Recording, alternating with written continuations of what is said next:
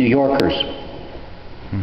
I wander the vast grieving circuits of the city of New York and bump against so much density of life. At every corner, down every avenue, so much undiscovered human complexity and the intricate sadness of Brooklyn and Queens and the Bronx and Staten Island and the smoldering promontories of Manhattan. For each window washer shoulders the cross of his own story. Each woman with a baby on her hip is propelled by her own daimonic energy. So many polishers of nails, so many sellers of knishes and sushi, so many gridlocked cabbies and truckers, so many doormen pierced by the fierce New York winds, so many lawyers and nurses and students speaking so many languages snatched from every corner and cattle track of the globe, and all in a rush. All of them step out with long, straight legs. All of them look forward in their intent New York manner, and all of them stride to the bus, to the cab, to the belly of the subway station. They whirl through the gates and clatter all at once down the stairs and know exactly which way to turn until they reach the dark platform.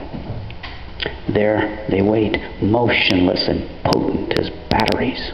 Each man, each woman, each child pulses with an electric third-rail energy. They poise at the edge. They gaze toward the dark. They tense like runners at the block. They listen for the tympanic thunder of iron wheel on iron rail until the train explodes out of the tunnel with a clatter and blur and roar of metallic danger. It threatens them no more than the house cat that glides past the couch. And yet it is this tigerish, springing and metallic thundering thing, and they do not retreat. They step even closer, as if they want to embrace the car. But no, they pause. With a sudden halt to the clatter and rush, the car stops. The gates open. An electronic voice chants the name of the station, and the people of the platform pause again and gather energy to step on as the others step off. And I see that all this strict and relentless movement is a vast and solemn dance, though I cannot hear the music, and I stumble in my bumpkin manner along the streets and up and down the stairs of the subway. All around me, the New Yorkers continue their kinespheric arc and swerve, their complicated choreography of iron and electricity. Astonished, I gaze at the tall spires of the buildings and the corner bodegas and the hustlers of Times Square and the huddling homeless and the grim police and the saddened men at the fire station, and I wonder at the steps and I wonder at the turns of this dance of the ballistic and elegiac New Yorkers.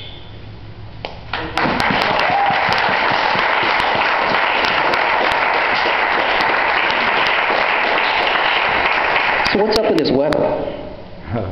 It's supposed to be spring. There's a poem about spring. First hints.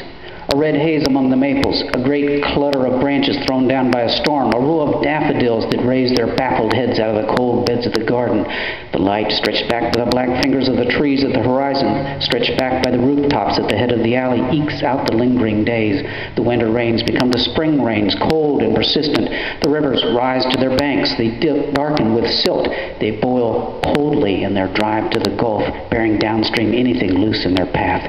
Then, a day that ignites green fires at the tips of the sycamores. A day when the earth shimmers with a dim mammalian pulse.